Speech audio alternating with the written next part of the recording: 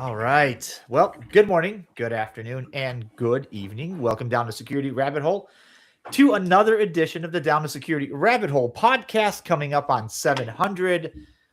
The world is exciting. The time is now. And, I am super excited because the man that's my guest today, Alex, how long have we tried to schedule this? Years. I was gonna say it's not unfair to say years, but you've It had some could jobs. be as much as it could be as much as a decade, really. Because you've had some jobs that have prohibited you from being a public speaker. We'll get to that. But Jim, welcome back. Good to have you again. I know it's good. I know it's great. Fantastic. I'm looking forward to this. This is going to be fantastic. So today's episode has to do with kind of deliberate leadership. And I titled this explicitly because my guest today has been in cyber, it's fair to say, a damn long time. Spent a lot of time in a critical part of our industry. Has done some incredible work and is still largely in the leadership chair. But I'm going to let him introduce himself. Mr. Hutton, please tell the good people who you are and what you do. Ralph, Jim, thank you for having me. My name is Alex Hutton. I'm CISO at a mid-sized bank, and I'm thrilled to be here. It's been a long time coming, and I'm just excited to talk to you. Long-time listener, first-time caller. All right. Well, it's good to have you aboard. Give me a little sense of the career arc you've had. Like, what did you study? Like, did you go to college for being a CISO? I don't think you did. It wasn't a thing when we were back in school. What's your degree and what did you like start out doing? And then what did you think you were going to be when you grew up? And then like, how did you get there? My degree was in finance because I thought my future was in real estate, but I happened to know what this internet thing was in 93, 94. One of the first public internet service providers came calling. And I knew what a T3 was. I could talk intelligently about frame relay and even what the world with ATM might be like and so on and so forth. Internet protocol, right? Because I was kind of a bit of a nerd. I did well in school because I actually reverse engineered the application, the little program that they used to do the capstone project. Nice. But so I interviewed and, because I'd been on the internet, I thought, well, this will probably be a big thing, this internet thing, and maybe I should pursue that as a career. And they got me on board. They liked what I had to say. They said, actually, you know what you're talking about, which I didn't. We sell an internet line for $1,000 a month, $12,000 a year. We could sell one of these firewall things and make like $30,000 on a $50,000 sale, pure profit, selling Gauntlet or Accent Raptor or whatever it was at the time. Morningstar Technologies, there's one for long-time security people from back in the day. And if somebody knew how to sell it. So your job is to figure out what these firewall things are, why customers need them, and how to get them into our enterprise accounts. Go for it. And so that's kind of how I got into security. Have had a couple of startups, product startups, consultancies. Around the financial crisis, I kind of went corporate, went to Verizon, part of the DtSR team there. Yep, I remember that. Left there to go to into basically banking. So around 2010, 2011, I guess, started on this path in banking and security leadership. Okay. So you've been, the time that you've been in the banking sector, you've led teams and been in some of the, like, it's not hard to Google you, right? Some of the most, I would say, high pressure financial environments, as we said before we hit record, companies that make and move markets. What's the culture like in those places? And I'm talking strictly from a what is security seen as? Because there's a lot of misconceptions that in high stakes financial that security is this center of everything, or it's very important. It gets infinite amounts of money. You can do whatever you want. Dispel that for me. I don't know that so I will dispel they have infinite amounts of money, even though our CEO would go on CNBC and say they're unconstrained, and then we have 57 phone calls. What that really means is, look, if our CISO can we've had the experiences, and if our CISO comes to me and says there's a clear and present danger, we will do what it takes to protect Western civilization at large, right? There, in one of the fun and that's not hyperbole, by the way. No, it's not. It's not. Well, I'll give you an example, right? How many times did the CEO of our large bank go to the White House a year? Right? That's a finite number, maybe half a dozen. I don't know off the top of my head, but I will tell you that 2 or 3 times it was with the CISO. Right? Huh. He's not going to the White House with the head of consumer lending. He's not going to the White House with, the chief data officer to talk about data governance, right? Yeah. Like there, and what I like about financial services is there is a legitimate belief that the safety of the sector is important, right? There's like FSISAC, information sharing, in many ways has been leading and continues to lead. John Denning does a great job with FSISAC.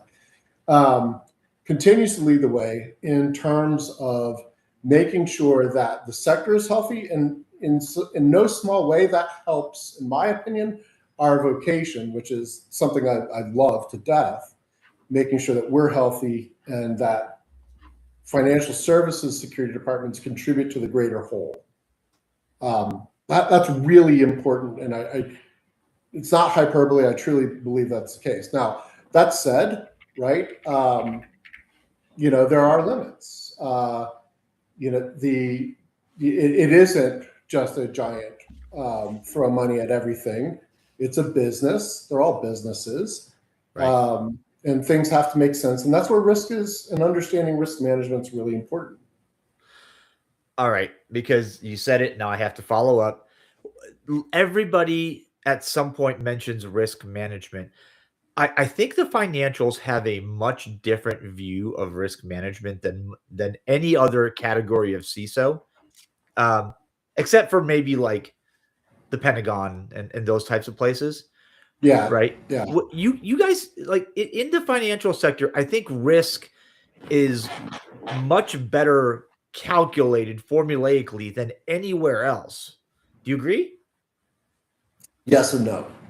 Okay. So there's the wonderful story behind FAIR as a risk methodology that Jack Jones will tell you if listeners haven't heard. Is he's the newly minted CISO at a large insurance company, and he walks into meeting with the CFO and the rest of the executive committee to ask for his budget. And he says, well, we need to do this, and we've got these compliance things that we've got to do, and we've got to, this sort of control weakness out there that we need to address. And, they sat there fairly nonplussed and said, this is neat, Jack. How much risk do we have? He said, well, geez, huge insurance company, lots. Like, what do you mean? And then he realized, he dawned on him almost in real time, these guys deal in risk every day. Like, this is like such a mature way of thinking about the subject space that he's pretty much got to be able to talk their language in terms of risk measurement and risk management. And that's how FAIR is one of the earlier, if not the first, forms of loss distribution analysis for cyber came about. I will argue today, and I don't think it was the case in 2005, 2006, but today, and through no small part, because we have things like NIST CSF and PCI and GLBA and HIPAA and security programs and a list of good intentioned and best practices that we need to follow. Today, we're not measuring it well and anywhere. And here's why. The loss distribution is great, and it can be a useful tool in prioritization. audit and audit findings that give me a high, medium, low risk, right? And align me to compliance programs. That's great. But in banking especially, you see your cyber risk and your technology risk and your regulatory risk is two separate risk silos. I have to manage both as a CISO, but they're two separate risk silos with two independent tolerances decided by the board. My job on the cyber risk side is to make sure that I'm doing both. Now, here's where it gets fun. If you audit me, Jim, right, against NIST CSF, how would you kind of go about doing that? Literally go through the controls. That's right. And what would you give me at the end of it? For CSF? Yeah. Whether or not those controls those controls, either the documentation, interpretation of your practices and working with your team and their understanding of those policies and procedures and practices to the management of those controls. Exactly. And you would do a darn good job, I bet. No, exactly. No, that's exactly my point. Now let's take this and put this as an analogy. And I'm going to use for a second soccer. You can use Formula One or whatever, but I know Rafa and I, we like to talk about Polish soccer a bit when Charlotte FC had all of our great Polish players. So Hey, World Cup's coming. I know, I'm excited. So what you've done is you've basically said, oh, good news, you play on a regulation-sized pitch. All of your people have boots. Congratulations. They are regulation boots. They know their positions. They know not to touch the ball with their hands. They can explain the offsides rule, right? You have playbooks. They have plays. They understand what a 4-2-4 formation is and when to use it and when to be in it. You haven't told me if they're any good. You haven't told me if they're high school level. You haven't told me if they're Premier League level. You have not stated any of that. All you've said is you are ready to play a match according to the rules. And if you audit me against the standard like we talked about, that's all you've done. You've not told me if my team is any good. Now, here's where I think we're measuring wrong. What matters to me, if I think about my organization as a factory that creates widgets, security widgets, whatever that is, right? At the end of that production line, my job is to make the best, most high quality, largest volume security widgets that I can possibly make. It is to put on the field a world-class team. It is to perform well at the end of the day. It is to keep my bank safe. What measurements have you guys seen that allows me to express that? And I would argue that there aren't any. Yeah. We don't measure. If you can't tell me how good my team is, you can't tell me whether or not I'm managing risk well. I think I'm a big fan of the SSE CMM from way back from 1995. And then, the SE, and then the application of the capability maturity model, I think it's been somewhat distorted since then. Yeah. I mean, even with the DoD and the introduction of the first version of this, CMMC, they try to use the 5 levels of maturity kind of thing. NSA and the ISACA program or not ISACA, but the IATRP program did a really good job, but it was exhaustive. I mean, companies, you to really understand how quote unquote good the team was, you had to go through months of, games, you know what I mean? So you had to actually be on the front lines. And even then it was an interpretation of everybody, frankly, on their best behavior. Right. So, it's, I mean, Alex, I think what you're saying is exceedingly accurate and true. And I think it's a very, very difficult thing to measure. Humans are fundamentally different to measure, but you can put frameworks and try to put taxonomies around it and train to it. But there's so much, basically in a nutshell, there are things that get close, but if you're not really willing to take it to the full level, you're not going to get a clear metric on that, to your point. But exactly. Alex, we've talked about this too. That's like using a pen test to judge how good your security is. Yeah. Right. It's completely crazy.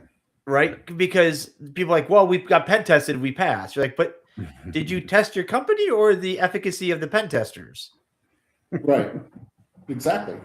No, I mean, look, at my last job, I had our emerging threat. I was the executive responsible for a while for our emerging threat team.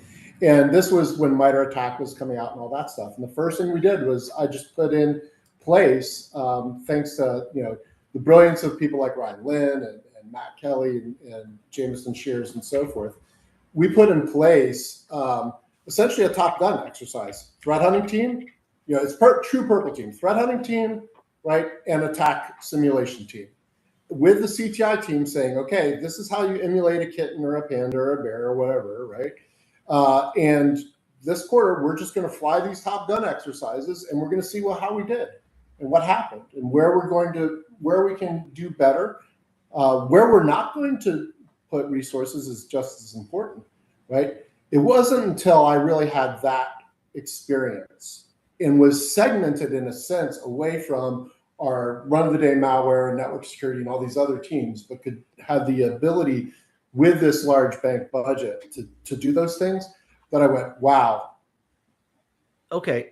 So what we're doing here in terms of measuring risk, there's a whole nother dimension to it that is performance oriented. And that's really hard to do, but it is super impactful. So hold on, what you just said something quite profound there, and I know you did it intentionally, but you kind of glossed over it. So I'm going to repeat it for those that are taking notes that didn't catch it.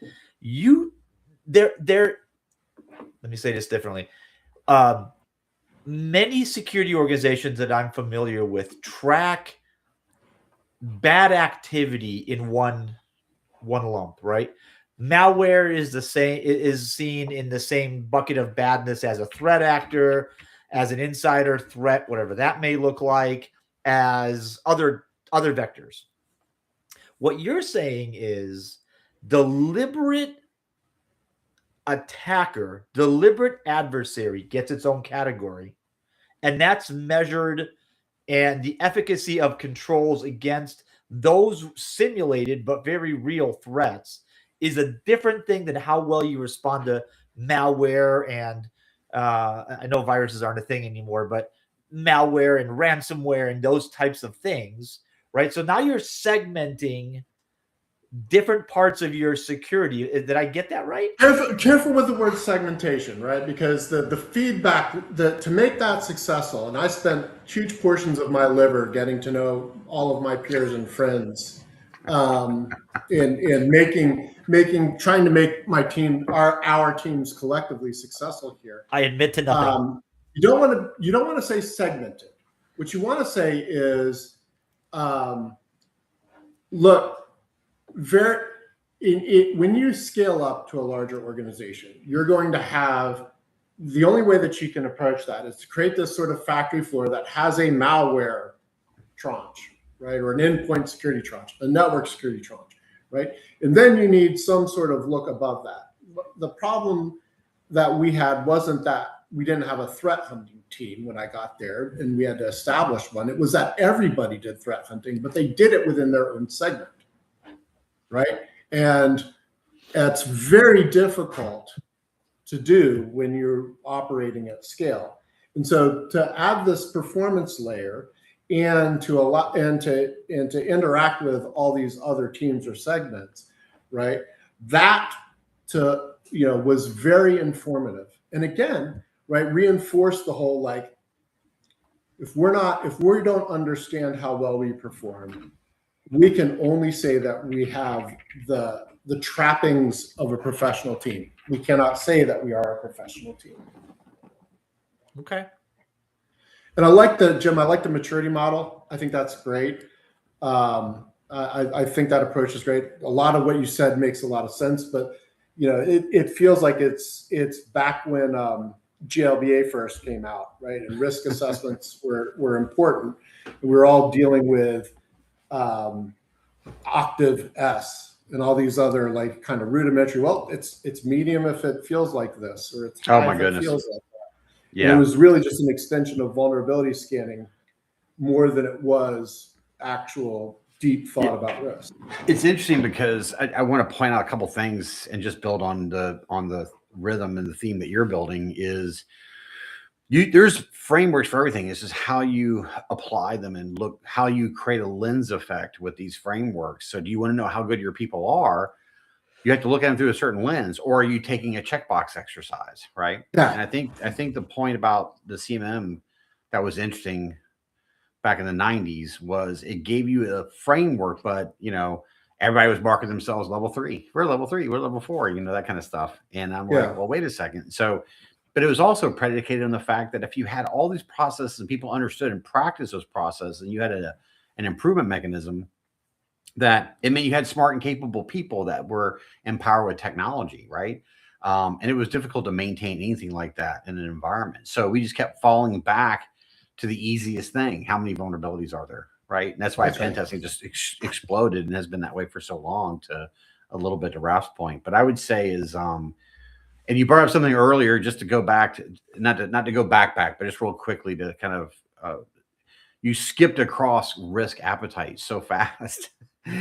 And I think when we talk about the art of security, and it is a great deal of art, even though we try to build a tight science around it, the risk appetite part of the equation is a completely different animal. And I dare I say, Alex, I don't know if you agree or disagree, but it takes connecting with executive leadership and being in that room to understand what they think their appetite is, and understand how they react to different things. So maybe, just your 2 second or however long you want to spend. I'm very curious about, how this all plays into like identifying appetite, or is that even an important thing to you? Oh no, it's wicked important to me. So I'll give you some, both as a consultant and as a practitioner, views of this. So the appetite, I've seen a lot where the appetite statements are on paper. But what really happens is the appetite of whoever holds the purse strings actually reigns. And that's both ways, right? Both overindulgent and underindulgent and against the appetite. I've seen where organizations will use it as an excuse one way or the other, rather than a guiding principle to have an adult level discussion about what's the best thing for the organization. For me, it's very powerful to bring that up, and I do it. My team will tell you I do it quite often, because if you get, especially in banking, I don't know if you guys understand, or your listeners will understand the 3 lines of defense in banking, but it's a thing. You've got the first line of defense, which is people like me, and we have to understand our risk and we have to act against it. The second line of defense, which is typically enterprise risk management, their job is to challenge whether or not I understand and am doing a good job against my risk. And then the third line of defense is audit, which is supposed to make sure everybody's doing their job, right? If there's a risk issue at a bank, all 3 lines of defense will get involved. Like I was cloud security executive at my last bank, and we had to define cloud security and governance, and 3 lines of defense had to work together. You can imagine that could be 60 people, on a Teams call, easily, without batting an eye. Each of them, graciously thinking that they are very self-important, and they probably were, and they all bring their own risk tolerance to the table, and it's subjective and it's amorphous and it's not easy to quantify, but they all have their own risk tolerance that they're bringing to that conversation. And unless you can say, look, our risk tolerance here is moderate, even as kind of squishy as that moderate statement is, it allows you to either bring somebody who is willing to accept more risk in the conversation down, or somebody who's not willing to accept risk up. And that's important because you just get to ask the collective hive mind, are we managing to a moderate risk tolerance right now or not, right? And then some consensus mechanism will give in. So for me, it's been a very important tool. Now, there are people that do it incredibly well, and they have loss distributions, and they do all these things. And I've been parts of organizations that do that sort of stuff, and that's really good too. You can get very sophisticated at that if you have the resources and the desire, and that can be informative at a whole nother level. But for me, it's really just, okay, I got a lot of people. As a leader, I got to lead these people to the right thing for my organization. Having that tolerance statement allows me to drive them to that conclusion. Yeah. So this is as you're describing this 3-tier system, right? And you say, are we managing to an acceptable, what we consider a moderate level, or a level of risk we're all in this room comfortable with? I think that's the way you describe it is effectively a group that looks at independently at what their business and their financials and makes judgment calls. I think it was you that a couple of years ago, back when I was at G, we had the financial discussion of how much, at what point have you spent too much on reducing fraud? And the naive me answer was never. It's until you've gotten it down to nothing. And then of course people that were in the business would be like, that's dumb. Nobody does that. That costs too much. And so this is the same discussion, I think, that carries into cyber that we don't carry into other, like finance gets it, but I don't think other parts of the industry get it. How much do you spend on security? Well, it's to get it to a level of risk where we say, if I spend more, right, to get my level of risk this much lower, I have to spend that much more, and that's not okay with me. I'm willing to take that on. Yeah. There are various angles to this. Another angle that's interesting is risk prioritization has consequences, and you may say everybody may go through this sort of Delphi risk process, ad hoc Delphi risk process that I described, and come saying, yeah, we're moderate risk. That's great. Well, let's say that's just, hey, 30% of the time something bad's going to happen. Guess what? Sometimes that means 30% of the time something bad's going to happen. Something bad happens. Well, now there's a consequence to that prioritization, right? And that's where human nature kind of takes over, because something bad happened. Even if you've done a really good job at describing that probability and so forth, right? The fact of the matter is people are having bad days, and it's because of cybersecurity, and there are consequences to that. But the consequence can tend to come back against the security department, not the fact that, no, we can prove that we manage, even through glossy loss distributions and so forth, we can prove that we manage to something. There's one more element of this that's actually really interesting. So we described, that I wanted to cover real quick if I can. We described like my whole sort of like, hey, are you a good sports team or bad sports team? The other thing that as a CISO, the job is to make, and I used that factory and production line with the widgets intentionally.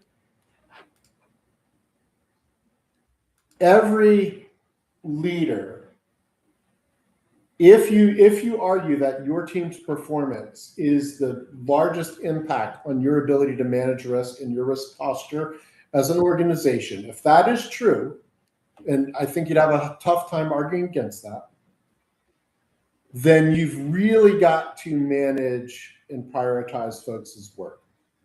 And here's what I mean. So there is the work of cybersecurity, and then there's the work about the work of cybersecurity, right? And look, I have an exhaustive GRC background. You know this. I'm not putting down GRC, but the fact of the matter is that it's very important work about the work. It is not necessarily the work itself, right? So Great way I'm of putting it, by the way. I'm not trying to say one's more important than the other. I'm just saying they exist, right? And part of what is also that equation of effectiveness is how much time your organization is spending doing low value work. Also, not exactly high on the list of KRIs that people report to the board of directors universally. How many hours am I spending debugging, my endpoint product versus actually using the telemetry from it? How many hours am I spending, right, creating, responding to audit items? Now, people will do those sorts of gearing ratios and so forth, and I've been part of exercises where people have felt like they're doing too much work about the work, and they've tried to track that. But at the end of the day, right, I think another unexploited area of effectiveness and risk management is just simply, for lack of a better term, the Deming approach to making sure that your people are effective. And there's not a ton of literature, there's not a ton out there that says that, and maybe I know that there's a lot of folks, right? I've been part of the security metrics mailing list forever, all that stuff. There are a lot of folks with a lot of good. And what I'm talking about is a MITRE ATT&CK-like framework that says, okay, this is the right ratio of work about the work to work. This is the right ratio of productivity. This is how you think about these sorts of things on the same basis, and not just Alex Hutton writing up 8 paragraphs of nonsense on a mailing list or on a blog post. Right, like that is missing as well, and I think that's I'm not alone as a CISO if I say that this is endemic in our industry. Is how do you make the argument that you are as optimally focused on the work as you can be? So I'll leave that with you as well, if that makes sense at all. It does. I think there's a lot of strategy work that goes into where, particularly, like, think about how we gather data about our adversaries, right? Where are we going to put the defenses? Who are we going to get that data from? What tools are we going to use? Are they implemented properly? And then there's the work of actually using that tool set, that data, to do analysis, to figure out something to drive an action. That background work is often glossed over and sort of, or maybe even in some companies, just sort of left to the individual, and it's not well managed. Would you agree? Yeah, I agree 100%.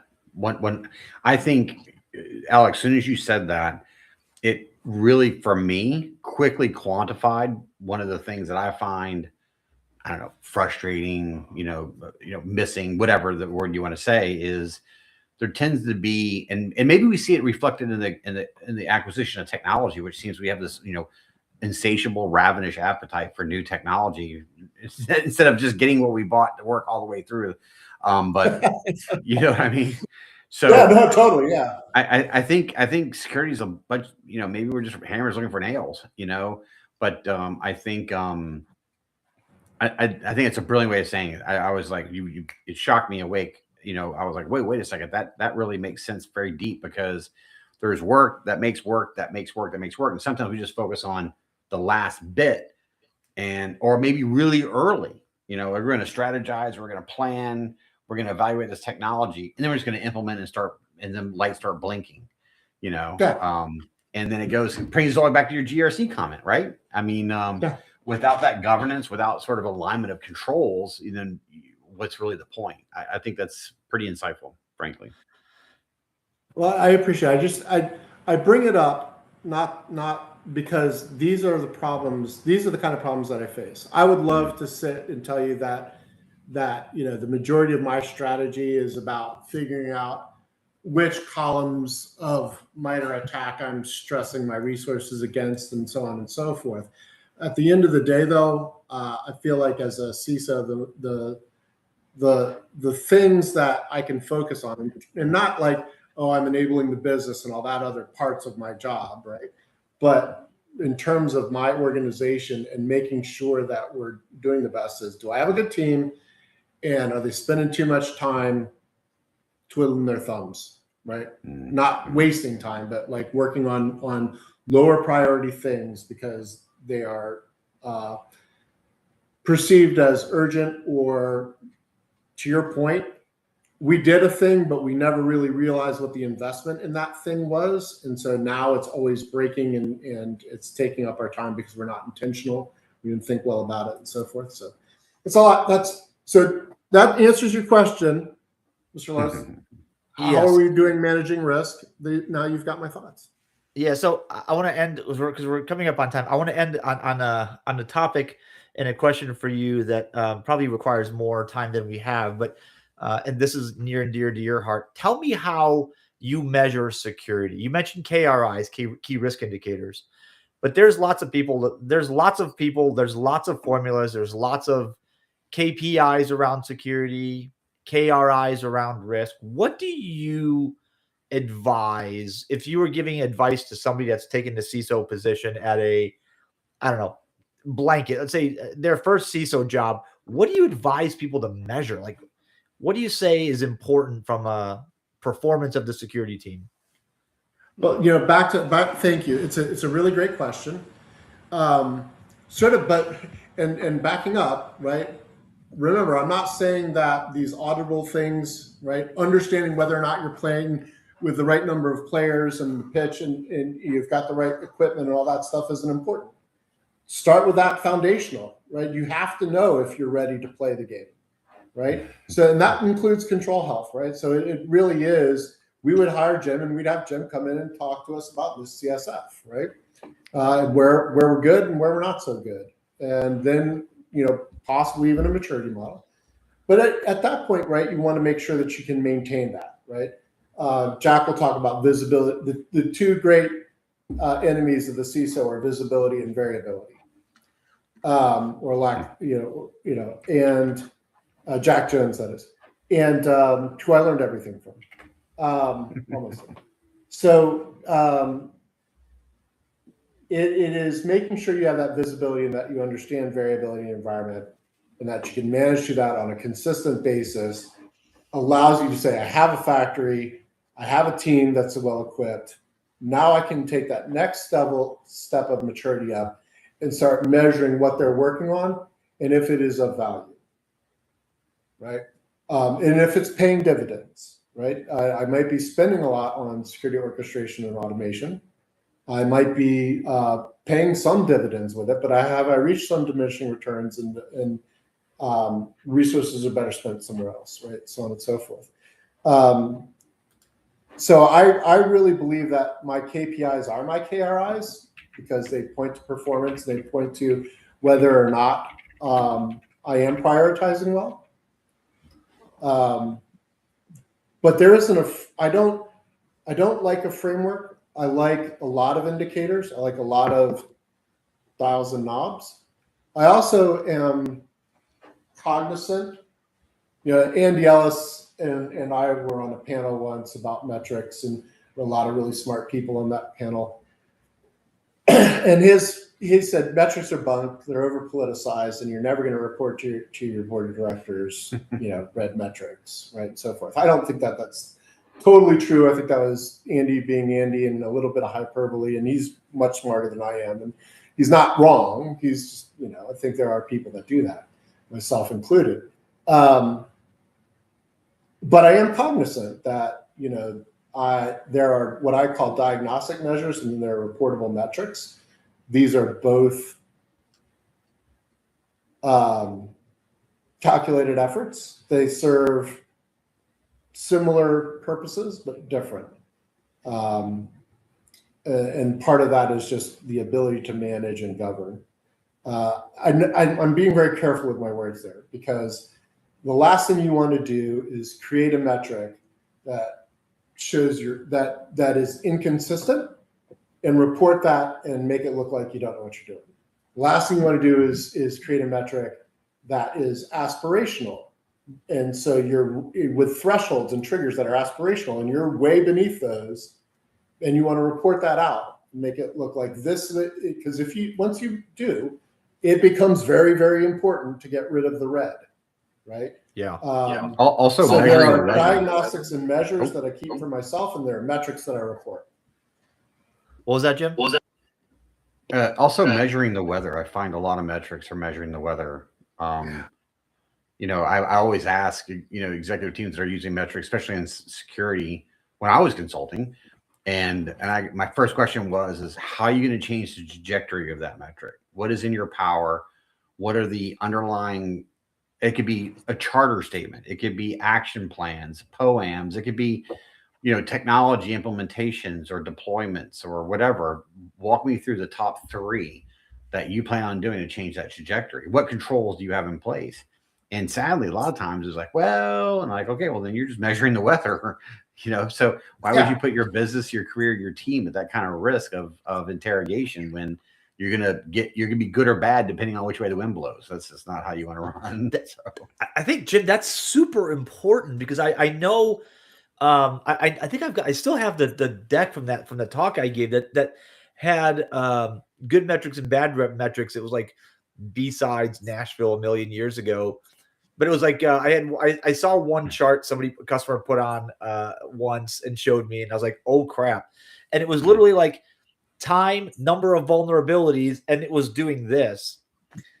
And it was, I'm like, hey, so it's going, you start really high, you start going down, it spikes up really high, it starts dribbling down again, it spikes up higher, it keeps like, what is that saying? And he's like, well, there's a lot of factors to this. And if I would have known the term that back then, I would have said, you're measuring the weather. And really what they were saying was, hey, we added some new systems from this acquisition we did, but it was not adequately explained. So you put that in front of a real leader, somebody that understands. Really, like, what are you failing? Like, what are you sitting on your hands? Like, what's happening here? Why is this going up? Yeah, that's exactly what Alex was saying. Is if you don't know how the board is interpreting or executive leadership is interpreting information, and I think even if you can control it, putting yourself down here, the target up here, and you're heading in that trajectory to look like you're improving or whatever you're doing, you'll be held so tight to that it'll choke you to death if you're not careful. Yeah. That was always one of my first jobs when we were doing the DBIR, because I came on board for the second one, was actually to go to the marketing team and say, okay, this is how you're going to present data and information. Like, no more pie charts, right? That people don't like pie charts. This is how we need to tell the story using metrics and numbers. And it's very important how we tell that story. It's not marketing. It's closer to science than marketing. And I literally had to put together a style guide for data representation for this huge multinational marketing department. So you'll play by our rules when you do the layouts and the graphics for the DBIR. That's interesting. Mm-hmm. All right, Alex. I think we've taken up enough of your time. I appreciate it. That's 43 minutes well spent. Anything you want to leave people with? No, thank you. I appreciate the opportunity to voice my opinion. I wouldn't say it if I didn't think it was important, but I do think that we're now at a point where, collectively as a vocation, we can start to think a little differently, and not just about AI is here or whatever. But like how we go about doing our jobs. Well, because that puts us in that like work about work section. If we spend too much time there, you're not actually getting anything done, right? It's like you're worrying about the weather. I heard a great analogy. Just to close, I heard a great analogy, and somebody said that really high performing security teams aren't like the Formula One pit crew. They're like the entire team, because you've got the driver by themselves can't win the race. The pit crew by themselves, even if they're fast, can't win the race. Both have to work in concert. Both have to be well-oiled. And you have to practice the things that, like how to change tires really fast, not at race time, off the track. So when it comes to the race day, you already know. This is like your work about work. You already know during your 9 to 5 or your scheduled work time what the work that is required to be done, and you're doing it as effectively as possible. Then you've got some team that's watching it from the sidelines going, that person can move another inch that way and it would decrease my stop time by 0.1 seconds, right? But we haven't, at least I haven't seen it. We haven't seen our profession move towards that sort of level of stratified expertise with outside observer and this 3-layer model. Thanks for reminding me about how this works. I remember that I was in finance for a bit. This is great. There's a ton of data that you put in front of us. Great bunch of learnings. I hope it doesn't take a bunch of more years to have you back, especially now that you are in an ability to both speak for yourself and join us on camera. That's fantastic. So I wish you a good rest of your week. Thanks for joining us, and may we live in uninteresting times. Yes, may we live in uninteresting times. Thank you very much for having me. All right, folks, this has been another awesome episode of the Down to Security Rabbit Hole podcast. Thanks for making us your go-to place to listen. Alex Hutton has been a fantastic guest. I will get him back, and it won't be another 1,000 episodes before he comes back. So thanks for listening. We'll catch you guys another time, another place, on another great episode of the Down to Security Rabbit Hole podcast.